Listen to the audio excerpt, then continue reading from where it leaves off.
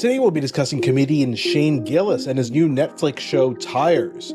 And we'll be discussing Munchausen Syndrome. This is Doctor versus Comedian.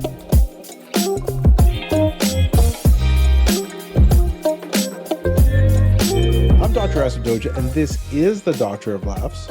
Not a real doctor. Ali Hassan. Every episode I pick a topic for Ali from comedy and entertainment, and I question him about it. Then Ali picks a topic from medicine and health and grills me on that topic. Today we'll be discussing the somewhat controversial comedian Shane Gillis and his new hit Netflix show Tires.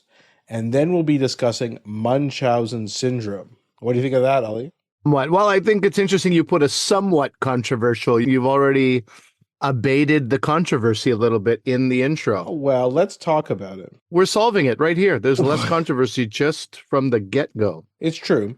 And I know these are two very separate topics. There's no really overlap between them. I will say this, though. I do get upset during the Shane Gillis section, and I get even more upset during the Munchausen Syndrome section. So listen. Look at you predicting the future. Exactly. Now, if you want to, I know what's going to happen. Trust me. Yeah, okay. All right. You may not be interested in Shane Gillis. If that's the case, no worries.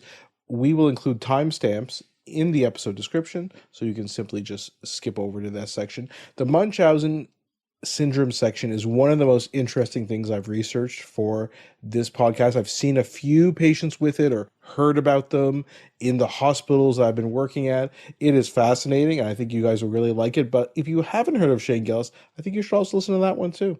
Yeah. You know who's not going to like Shane Gillis's new show?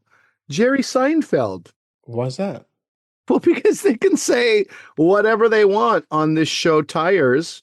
And Jerry said the PC. Oh, you can't say anything. Crap. Yeah, you can't say anything. Exactly, which kind of goes against his point, which is that PC and woke culture have not canceled anything. But exactly. Let's get into it.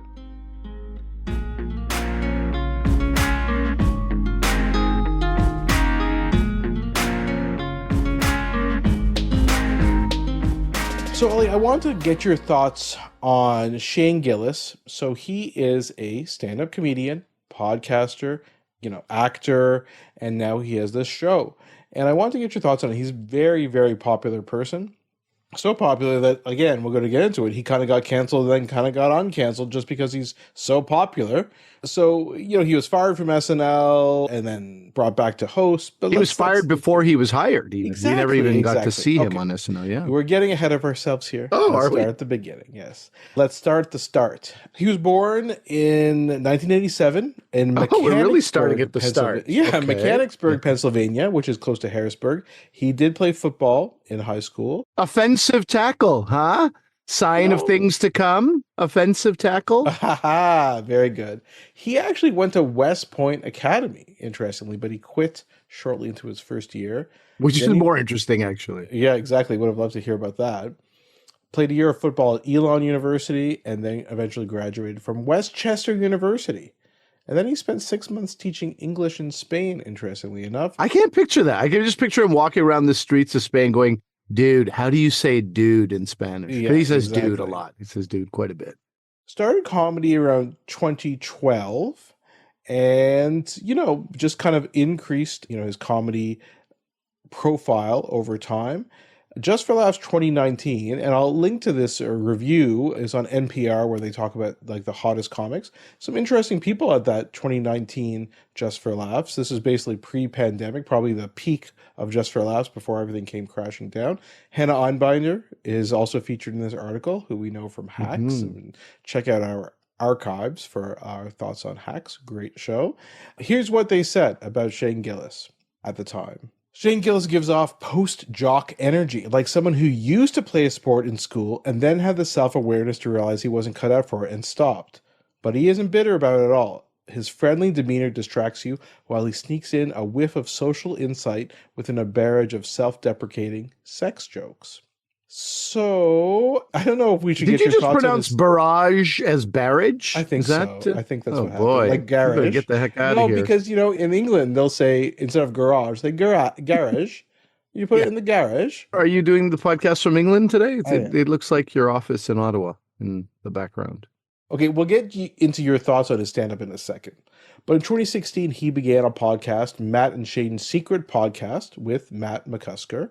And it's a huge success. It's the most subscribed to podcast on Patreon. Patreon, by the way, for those of you who may not know, is a subscription service where you can pay podcasters, so that's an income generator for them. Notice we don't do that because we make everything free for you guys because we're so nice. For now, we're nice for now. So you could generate a lot, if you have thousands and thousands of subscribers, they each pay $5 or $10 a month. We're talking a good chunk of change. So that's quite successful. And so, of course, with the Matt and Shane podcast, he became more and more successful. And so I guess in 2019, right, this is the SNL issue. He was supposed to be a featured cast member in 2019. Who else was a featured cast member that year? Bowen Yang, hilarious guy from Montreal, and Chloe Feynman, also a hilarious comedienne. So then I guess, you know what happened there, Ali? I do, as I was saying, fired before he was hired from his very popular podcast. He was, I did some digging at the time, and I think he was just him being himself. And I think it was stuff that SNL probably could have ignored if they had seen it, but I think somebody else brought it to their attention, and it was at the same time as Bowen Yang was being hired, and it was clips of him doing a mock Asian accent, but then also using an Asian slur. He was apologetic soon after, which I don't know if that helped him out, to be honest. I feel like guys like him could even not apologize and still have a phenomenal career. If you look at guys like Tony Hinchcliffe, he was super racist against this Asian comedian and didn't apologize at all. And he's one of the most popular comedians right now on the scene. So it's hard to say, but yes, there was ethnic slurs for Chinese people. And then, they were ranking comedians by race, gender and sexual orientation. They were using gay slurs. So I have this apology here that I pulled up. He said in a tweet the night that he was, let go from SNL before being brought on, "I'm a comedian who pushes boundaries. If you go through my 10 years of comedy, most of it bad, you're going to find a lot of bad misses. I'm happy to apologize to anyone who's actually offended by anything I've said." So they removed him from the cast, and I'm sure he felt like his life was over. What happened just recently? Brought back to host Saturday Night Live. And in fact, it had been so long. When I saw his name, I'm like, Shane Gillis, that sounds a lot like the name of that guy who was fired once, but that was Shane McGillis, it must have been. No, it was the same guy. Around the same time, his special comes out called Beautiful Dogs. Around the same time, I'm in Cincinnati, and a Uber driver who, God forbid I ever get in an Uber with again, as he was swerving, kept looking back at me going like, "You're a comedian? Yeah? What do you think of Shane Gillis?" I was like, "I don't really know Shane Gillis." And he looked back again like, it was like as if I said, "I don't know who George Carlin is." That was the vibe. He was shocked. And then he said, "He's the hottest comedian in this country right now." I'm not sure if I believe that.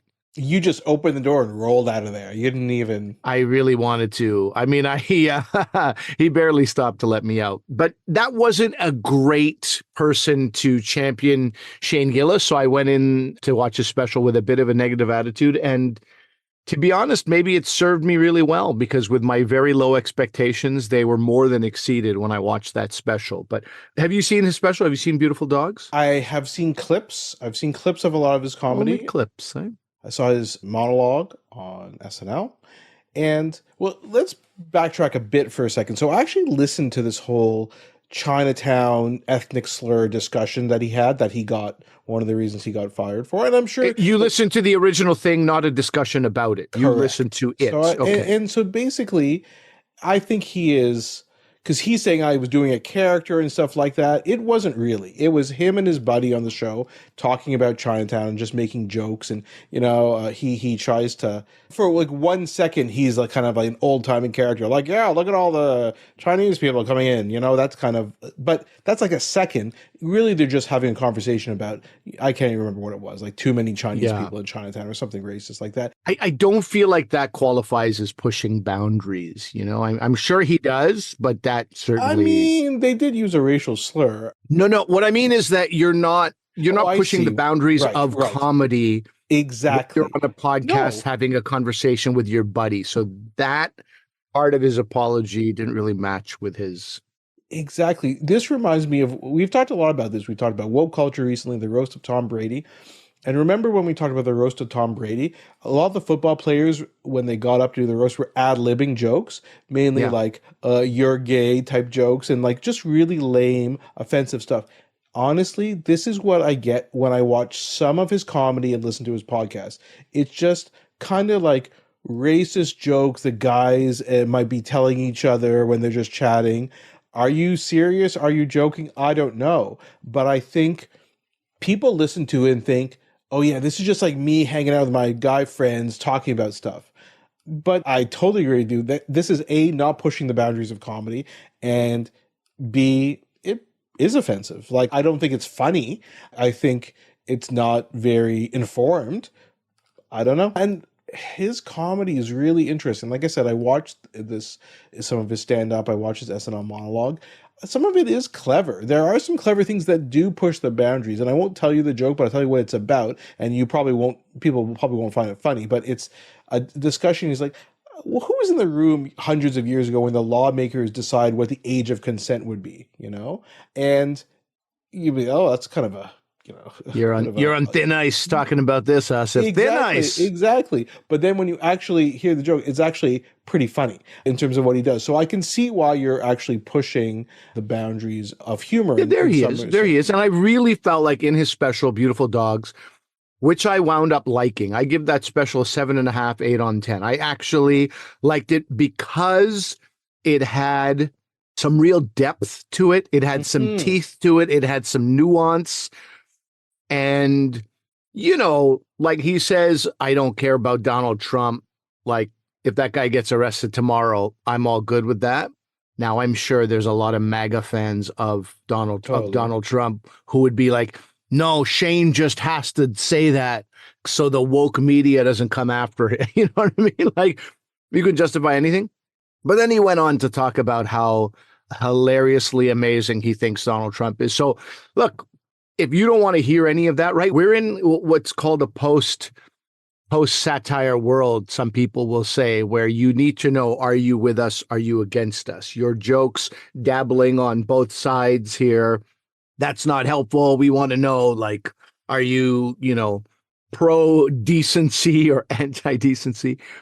He really walks the line and he goes, I actually thought as I watched Beautiful Dogs, he would be a perfect addition to SNL. Not because of his ability to perform necessarily. I don't know much about that, except his Donald Trump accent is quite good. But in the sense that he is a guy who can make fun of both sides Exactly. very evenly, which is what SNL was from its core, right? And it should be. It should be. It shouldn't be left or right leaning. It should just make fun of everyone. And I do like that about Shane Gillis. He does a very good Trump impression. His Trump impression is great, but he also makes fun of Biden and a lot. So which is good. I think that's a really good thing. And so if that's him pushing the boundaries, that's good. And in fact, when he was on SNL, I actually thought, I turned to my wife and said, he's a pretty good actor. His monologue was pretty unfunny, but his actual acting in the various sketches was good. I think he's not a bad actor, and we'll talk about his show in a second. But I just don't, like, he's talking, because I think he's a relative with Down syndrome or someone like that. So he thinks he can just make Down syndrome jokes all the time and compare them to like puppy dogs. And so I'm just like, this isn't funny, dude. And you think you have permission to do this, permission in quotation marks, because, you have a relative or you're friends with someone with Down syndrome. But I don't know. I don't get it. I don't think it's funny. I think he's coming off as entitled, like he's allowed to say these jokes. Like, I don't know. It just wasn't funny to me. So I'm a mixed bag with his comedy is what I'm saying.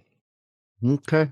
Yeah, I mean, not everything landed, certainly, but as I said, 7.5 or 8 on 10. But I was coming from a really negative place. I thought I knew what his comedy would be like, given the racism and given the Uber driver.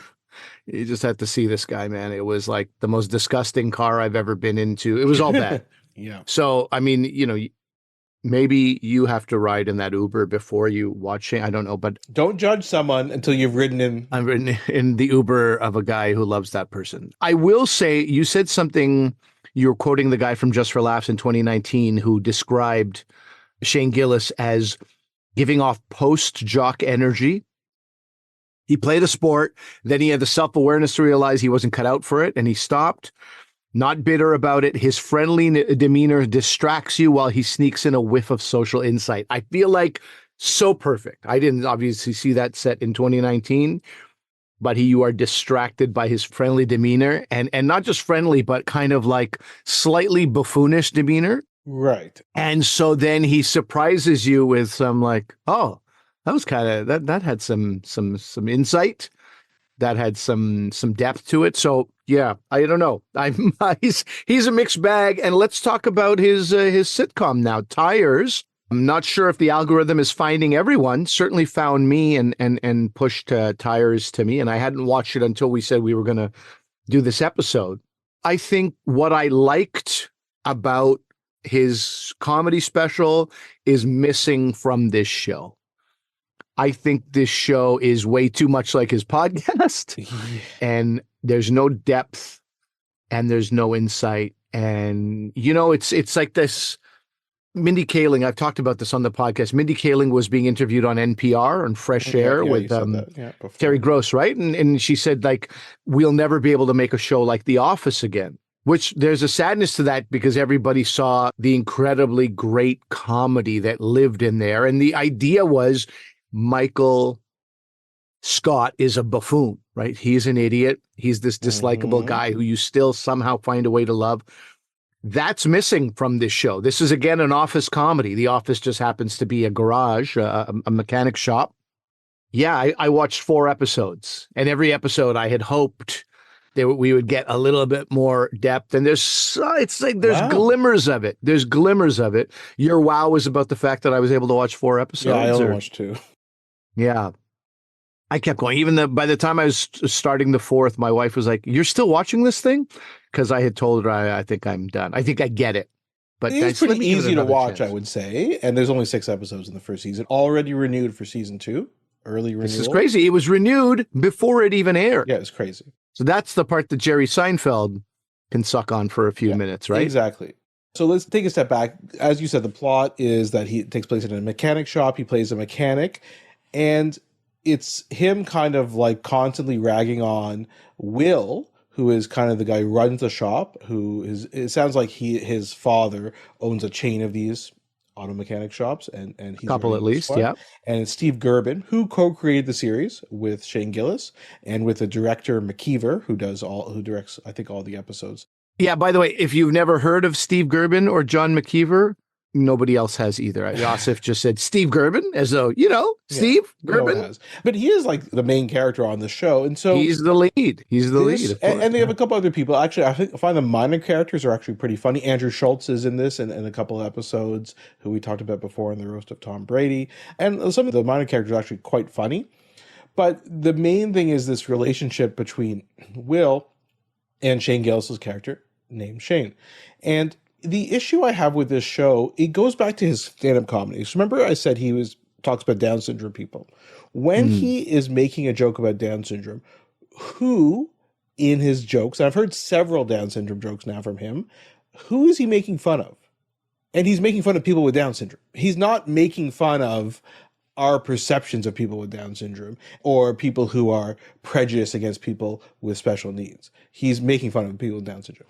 All I thought about when I watched this show, especially the first episode, the second episode I thought was slightly better, is who's being made fun of here? Because most of the time people are making fun of Will, who is the manager. And that's basically what Shane does all the time, just make fun of him all the time and try and ruin his life and, what's going on. They are cousins, by the way, we should add. Okay, I did not get that. Which is sort of the permission to do it thing. To do these things, yes. It sounds like so that, I missed that they were cousins. And then I'm because it would be funny if Shane's character was this dumb jock, but who kind of, because of the way he's like, talks about sex and, he is a womanizer or whatever, if he got his just desserts kind of, and he doesn't really in the episodes that I've watched. And Will, you think, okay, well, he's the smart one who's trying to run things. If he kind of like came out on top in the end, but that doesn't happen either. And it's certainly trying to be The Office in a tire shop. That's basically what it's trying to be. I think it totally fails because, again, in The Office, who was being made fun of? It was funny because Michael Scott thought he was like this, sensitive person, the world's best boss, right? That's his mug, right? World's greatest boss. And he was never like that. So you can see how they're making fun of it. Like, I don't think when Shane makes comments, he's supposed to be, we're not laughing at him, though we should be. I think we're always laughing at Will. There's another, in the second episode, there's a character who makes some racist comments, and you're like, are we supposed to be like agreeing with him or upset that he's racist? Because other than the main character, Will, who is this, tightly wound person, nobody else really objects to him making racist comments. I just think it's the same sort of thing. I said before with Shane Gillis, it's this is how guys talk. This is how guys talk. Yeah, that's why it's so funny. It's how people talk. Let's talk about women and objectify them with their appearance and their boobs and stuff. That's how guys talk.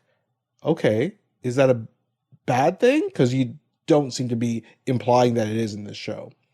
So I didn't like this. Does he need to? Is the question there? Is that his responsibility, right? You don't need to, but then you're saying like this is okay, this is normal, and you, like I said, who is the joke on? What are we laughing about here? And if someone makes a racist comment and you're not laughing at them, then you are laughing with them, and that's a problem when you're making sexist, racist, homophobic comments. Yeah, that's it. That's the end of the line for me. Like, that's it. If you're laughing with them, then these are racist jokes. And do you find that funny? That's up to you, I guess. If one finds it funny, I don't. And I'm just like, this is the same thing. And what bothers me is what you said. He actually is a funny guy. I think he's a good actor. He's a good actor in this show. And he is clever. Like, some of the jokes he says are really clever. I just don't think he gets, again, who is the butt of the joke and who are you making fun of? Yeah, that's definitely something I'm thinking about when I'm watching this. The other thing I'm thinking about is conflict, right? When you're writing a show, every scene should either have conflict or be gearing up towards creating some or resolving some. These guys, there's an article in the Washington Post about tires, and the author said tires contain so little actual conflict that Jim's pranks on Dwight in The Office look genuinely sociopathic by comparison, which I thought that was really something. I mean, my whole thing was, sometimes you see something that is inappropriate, but you laugh anyway, or you hear something and you laugh anyway. Maybe you feel bad about it. I didn't get that. I got more like, it's just not clever. It's just not clever, and he is. Like I said, I feel like he is, and he has that ability, and he co-wrote this thing. He didn't just get brought in as an add-in. I could see his name on these episodes. He was one of the writers for a bunch of things, but yeah, I don't know. It lacks smartness and cleverness, and not that I always need that, but maybe if I didn't know I think if I didn't know who Shane Gillis was, I wouldn't like the show at all, to be honest. So I like it a bit more, and then I'm disappointed. Yeah. And I don't like shows where the main character is an unpleasant person and no one calls them on it. So the classic example is Eastbound and Down, Danny McBride's show. He played Kenny Powers. I mean, people love this show because he just would take no guff and whatever. It was a total jerk, and people would just cater to his every whim. So I stopped watching after the first episode. I'm like, no, you can't. Nobody tolerates a jerk like this. This is why in The Office, when Michael Scott or Dwight would behave a certain way, they got their comeuppance through Jim. Now, as the show went on, Jim also got his comeuppance sometimes for being too smart for his own good. And that actually did happen, not at the beginning, but it did happen eventually. And you could say, but I love Curb Your Enthusiasm. I'm like, yeah, I do. You think like Larry David is always correct and nobody's angry at him for the way he acts? He's like a complete idiot and a jerk, and there are consequences to his actions. I just don't see the consequences in this at all. Again, I haven't watched the whole thing, so maybe it all changes towards the end. I will say, like, this is an important point for me to you as a friend and to our listeners. I don't think you should ever just watch a pilot and judge a show based on that. The reason is a pilot is often made in a different time frame, made by different people sometimes. You're trying to sell the show sometimes to a network with your pilot. You make it a certain way. And between the time that you make the pilot and you get the order for the rest of the show, time passes and a lot of people have time to be like, you know what, maybe we should go in this direction. So I'm not saying Tires changes very much, but most shows, and I am True. saying Eastbound and Down does, because I also, and I bailed on Eastbound and Down as well, but by the 6th episode, I'm not a maniac who leaves after the pilot, but I'm also a guy who's like, hey, you know, it's the hero's journey. I got to be willing to go on this journey. And if you're a complete unredeeming jackass, I don't want to go on this journey with you. And I've left many shows and movies, and my wife is in disbelief. She's like, you've invested an hour into this and you are now leaving? I'm like, that's it. I don't want to see how this ends. I don't care about this person. I'm out of here. That's it, you know? Exactly. And there's ways to do this. And Breaking Bad is the classic example where you empathize with the protagonist until you realize this guy's a sociopath and you're in too late by then. And then you have these conflicted emotions because you were empathizing with him and it makes sense throughout the course of the show. And so, yeah, I think there's ways to do it. I don't think this does it. But listen, Ali, I will try and give more shows the benefit of the doubt. Again, The Office, Parks and Rec, these are ones where not even their first episode, their first seasons were not good. And then they got better. So there you go. Maybe, Conan, remember Conan? Yes, exactly. Yeah, no, for sure. I think I should. But, you know, the problem is I'm very busy, often trying to research other topics, such as Munchausen Syndrome. How is that for a segue? If only our listeners could see how unbelievably proud you are of yourself for no good reason.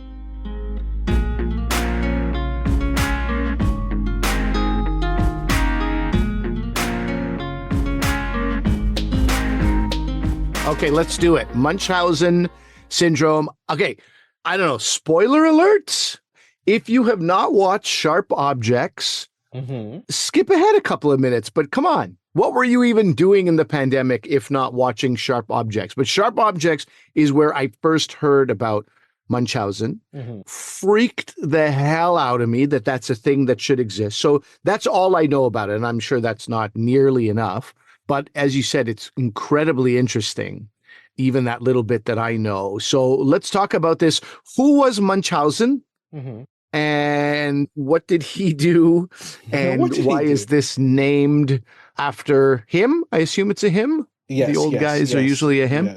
And what does it look like? Yeah, and obviously, as you talked about, Ali, it's been in the news a lot, Sharp Objects, as you said. And there's this woman, Gypsy-Rose Blanchard, who I think a lot of people have heard about.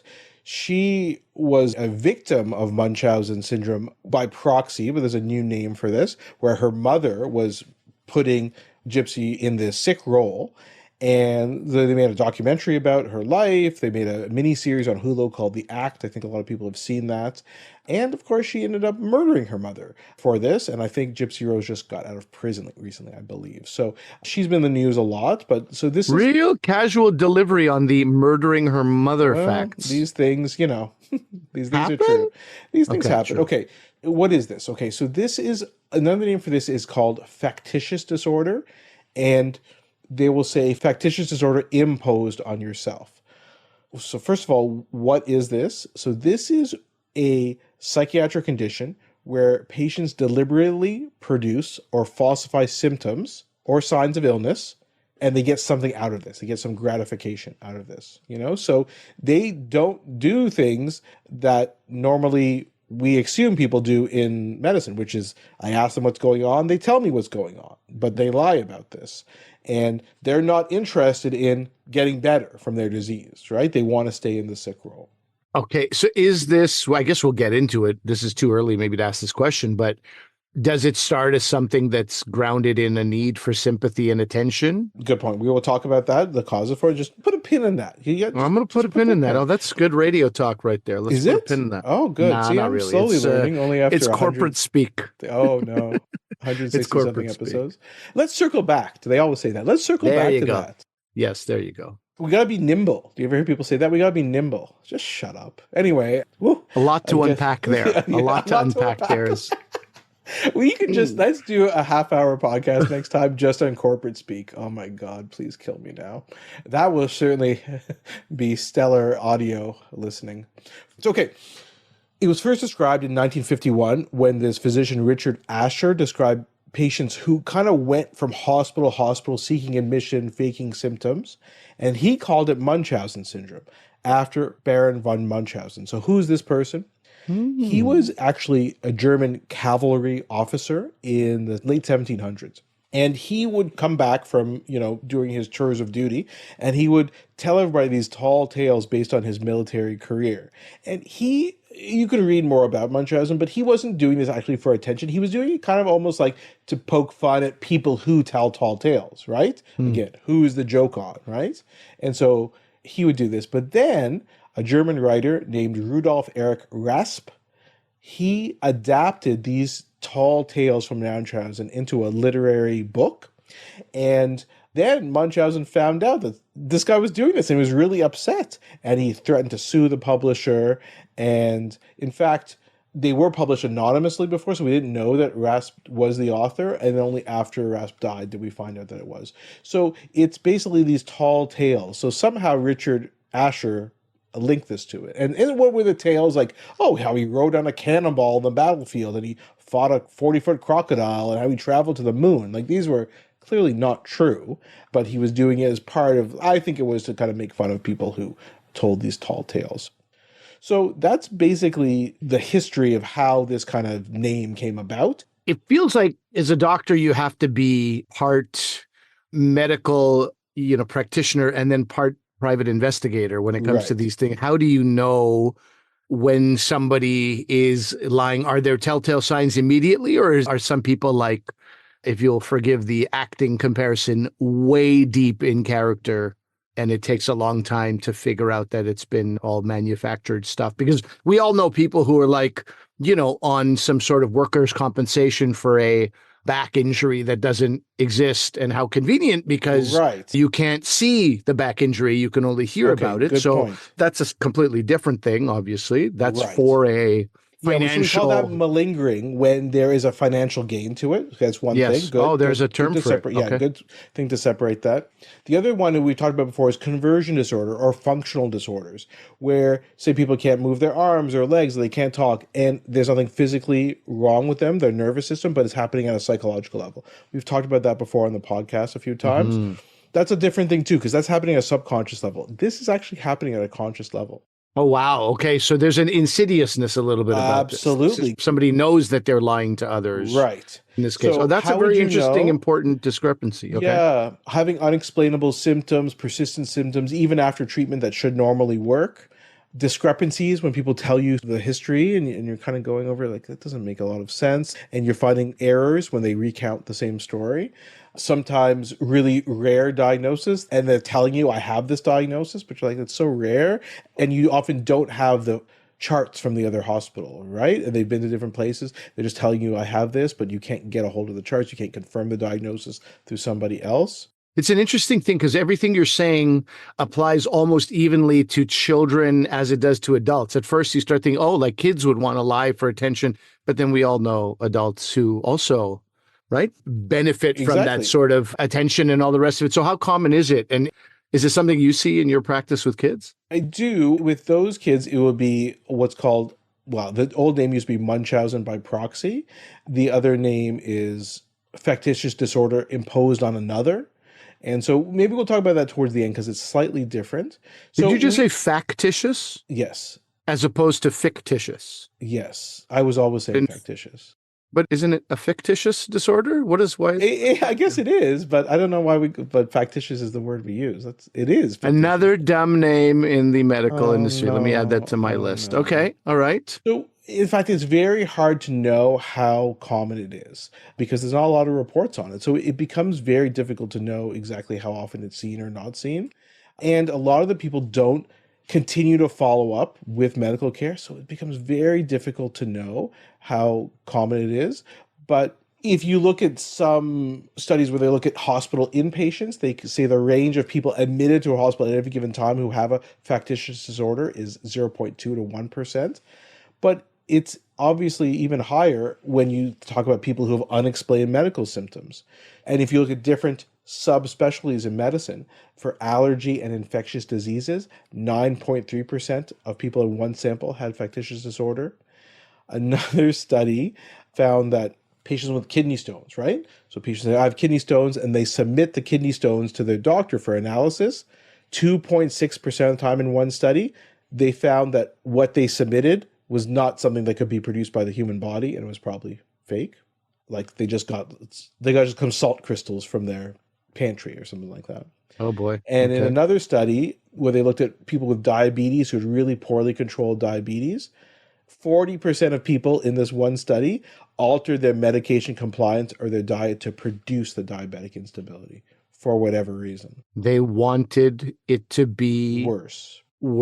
They wanted it to be known that they have a bad case of diabetes. That was going to help them somehow. Okay. And so what happens is people can create symptoms in themselves to mimic other disorders, So there are people who, like, if you have a tumor that secretes adrenaline, there are some very rare tumors that do that. Sometimes people actually buy adrenaline, which is called epinephrine, and they inject it into themselves. Oh, wow. Some people... with the diabetes, it's just so easy. You just have to follow a Pakistani Indian diet for 2 months and you'll get it. Well, that's you're actually creating. But what some people will do is they'll do the opposite.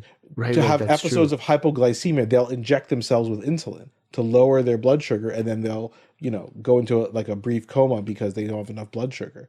And so people do that. They take excess thyroid hormone to become hyperthyroid.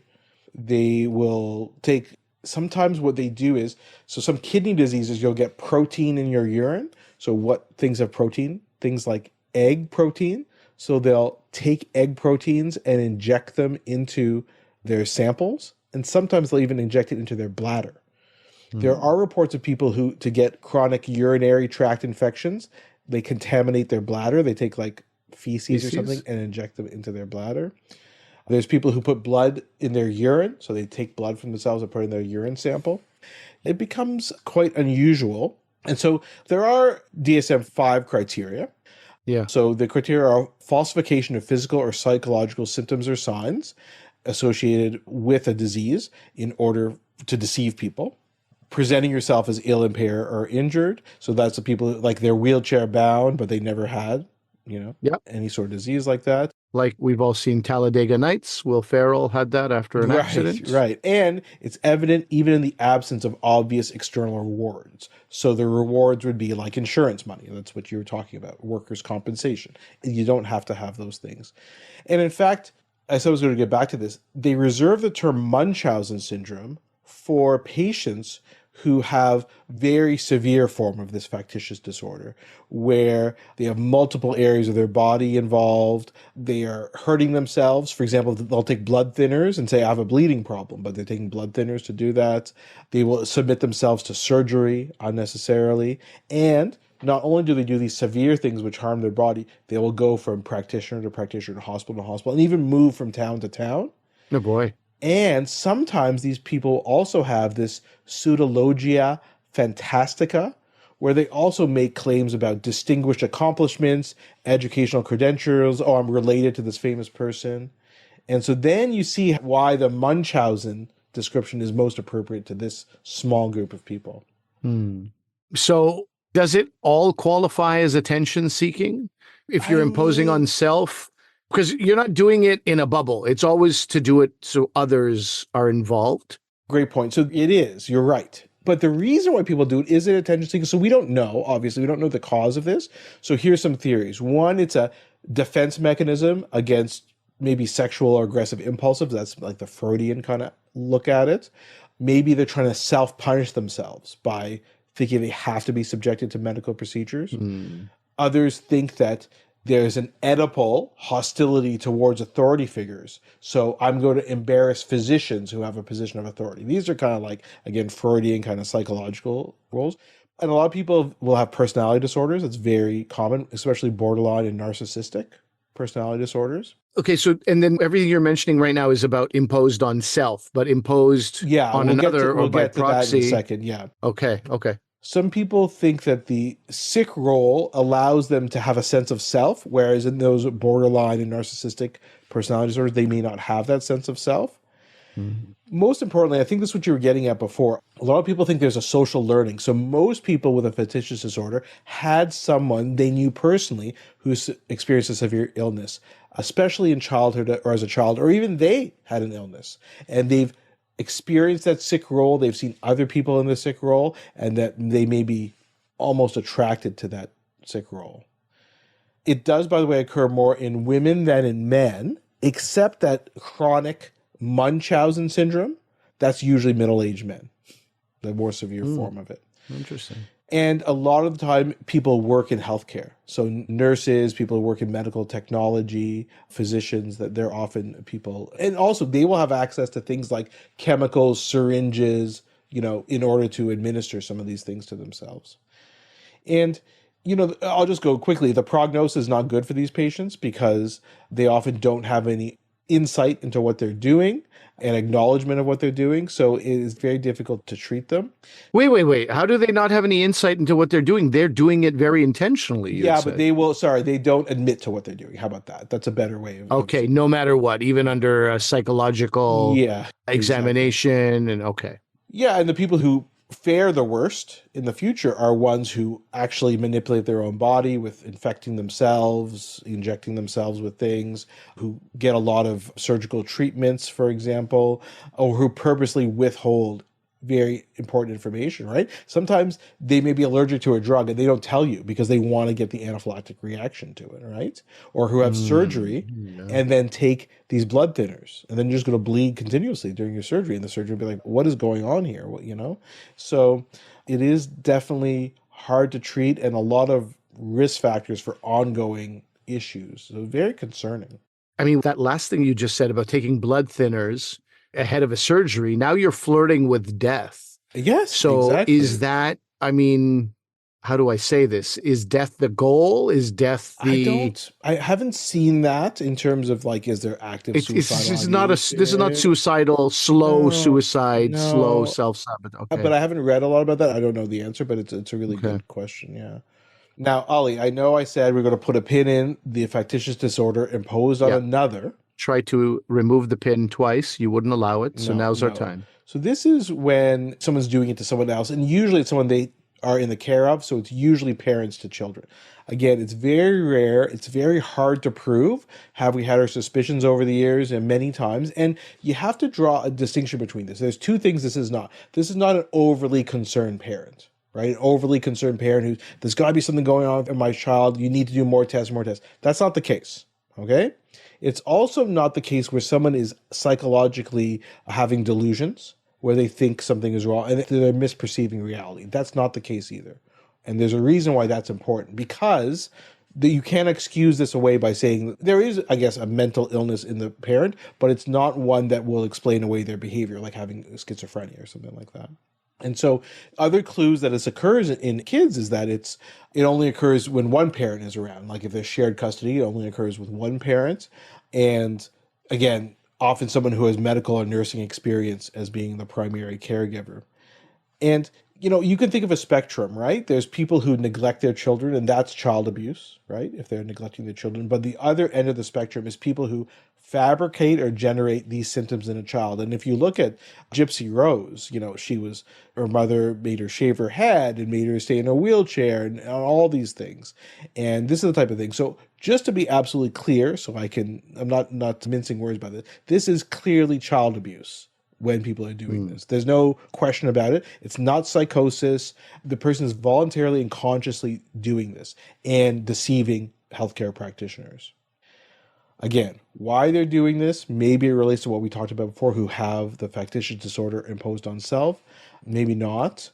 And a lot of the problem is a lot of things depend on observation. So seizures, which I see, right? You need someone else to observe the seizure. The child can never tell you about their seizure, right? So we always rely on parents to give us the history. And it's very difficult when the history is not true or you suspect it's not true.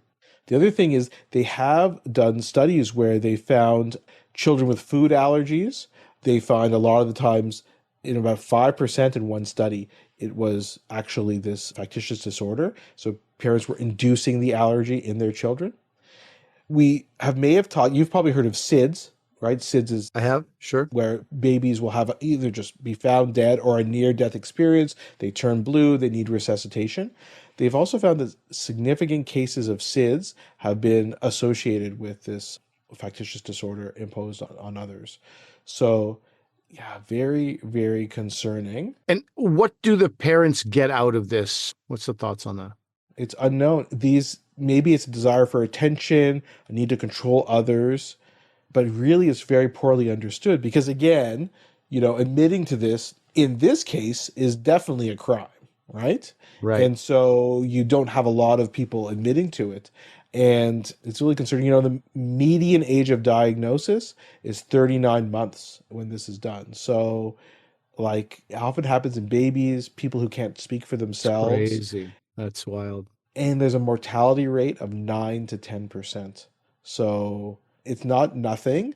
Like I said, it's very hard for us to know. We often have suspicions, but can't quite diagnose it. And who's that child that you mentioned at the beginning, the most famous sort of poster child? Gypsy-Rose, yeah. The Gypsy-Rose, did we have no idea this was happening until she murdered her mother? That's when it all came out? Or were there my signs understanding. That's my understanding. Again, I don't, people have probably seen the documentary and watched the show. That's my understanding. There's also some other issues about who kind of helped her out of it and the people who were also probably abusing her. So it's a bit more, and who counseled her to kill her mother. Like, it's a bit more complicated in terms of her case. But yeah, and sometimes that's it. Kids are just looking for a way to escape, looking for help.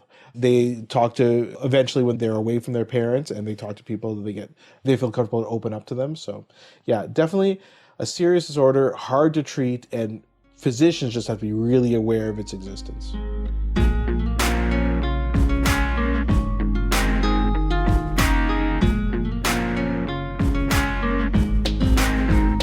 Well, Asif, I have to say you kept it together.